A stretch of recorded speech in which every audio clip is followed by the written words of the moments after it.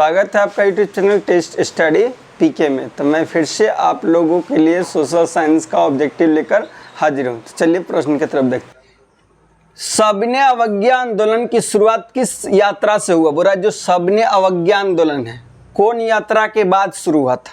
सबने अवज्ञा आंदोलन कौन यात्रा के बाद शुरू हुआ था? तो पहला दिल्ली यात्रा, चंपारण यात्रा, डांडी यात्रा या इनमें से कोई नहीं। तो डांडी यात्रा के बाद क्या शुरू हुआ था? सबने अवज्ञा आंदोलन। जब डांडी यात्रा, जब गुजरात से महात्मा गांधी नमक बनाए, जाके समुद्र के किनारे डांडी पर जाके नमक बनाए, और नमक बनाने के बाद कौन यात्रा शुरू कर दिए? सबने अवज्ञा आंदोलन। महात्मा गांधी ज्यादा आदमी को लेके नहीं जा रहे थे समुद्र भी नमक बनाने, कम में आदमी को जा रहे थे, 78 को के लेके जा रहे थे नमक बनाने। लेकिन रास्ता में जाते जाते वहाँ हजारों में आदमी हो गया। समुद्र भी जाते जाते कितना आदमी हो गया? शुरू किया 78 को के लेके, नमक बनाने जा रहे थे। कहाँ से? साबरमती आश्रम से। बोले कि जाएंगे वहाँ नमक बनाएंगे समुद्र के किनारे, जो नमक कानून है उसको क्या कर देंगे? ख़त्म कर देंगे। महात्मा गांधी 78 को लेके चले थे, लेकिन वहाँ जाते जाते मारे किसान मिल गया, मजदूर मिल गया, महिला मिल गया, बहुत हजारों में आदमी जमा हो गया। नमक बनाए, नमक कानून को तोड़े, अलग अलग कोशिश शुरू कर दिए। सबने अवज्ञा आंदोलन। महात्मा गांधी बोले कि इतना आदमी मिलल है, फिर मौका ऐसा मिलेगा नहीं। वही मौका के चौका मार दिए तुरंत, सबको लेके फिर क्या शुरू कर दिए? सबने अवज्ञा आंदोलन। तो नमक कानून के बाद यानी डांडी यात्रा के बाद क्या शुरू होता है? सबने अवज्ञा आंदोलन। कब? 1930 के बाद, यानी 1930 से आगे। विश्व में सर्वप्रथम मुद्रा की शुरुआत कहाँ हुआ? यानी जो पैसा है यानी मुद्रा है, उसका शुरुआत सबसे पहले कहाँ हुआ? सबसे पहले भारत में, जापान में, चीन में या अमेरिका में। तो मुद्रा की शुरुआत कहाँ हुई? चीन में। मुद्रा का भी शुरुआत चीन में, कागज का भी चीन में। ठीक है, कागज भी छपा कहाँ? चीन में। कागज का भी छपाई कहाँ हुआ? चीन में। कागज का भी आविष्कार कहाँ हुआ? चीन में। मुद्रा की शुरुआत कहाँ हुई? चीन में। कोई दिक्कत? कोई दिक्कत है?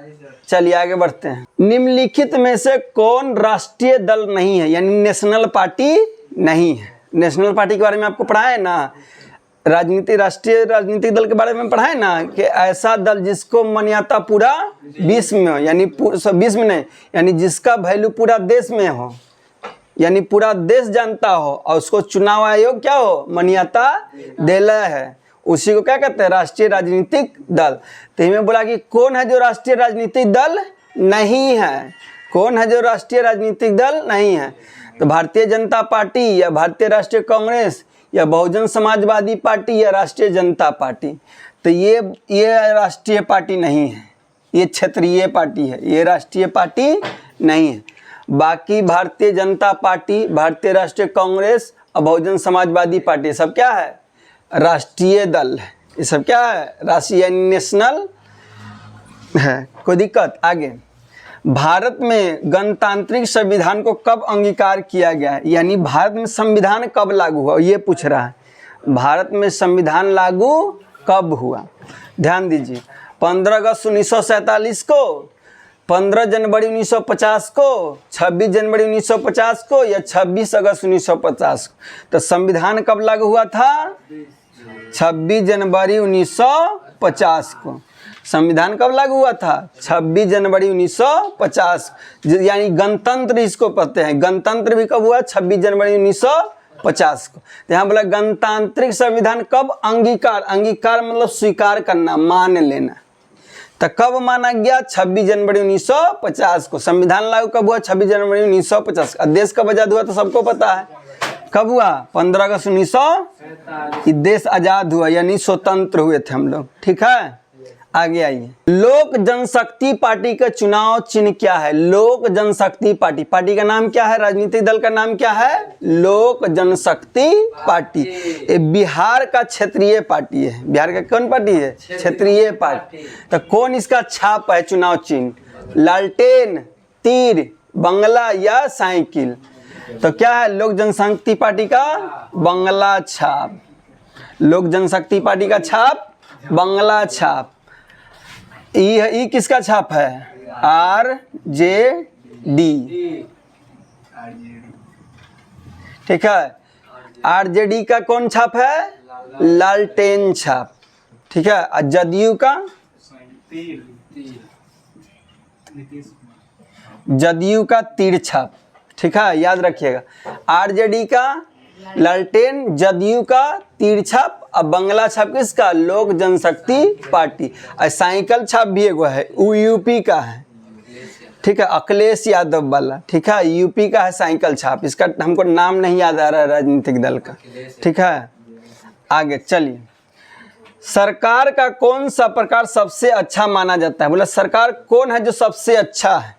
कौन सरकार को सबसे अच्छा मानेंगे? राजतंत्र को, राजतंत्र मतलब राजा महाराजा शासन करता है उसको अच्छा मानेंगे, कि लोकतंत्र को?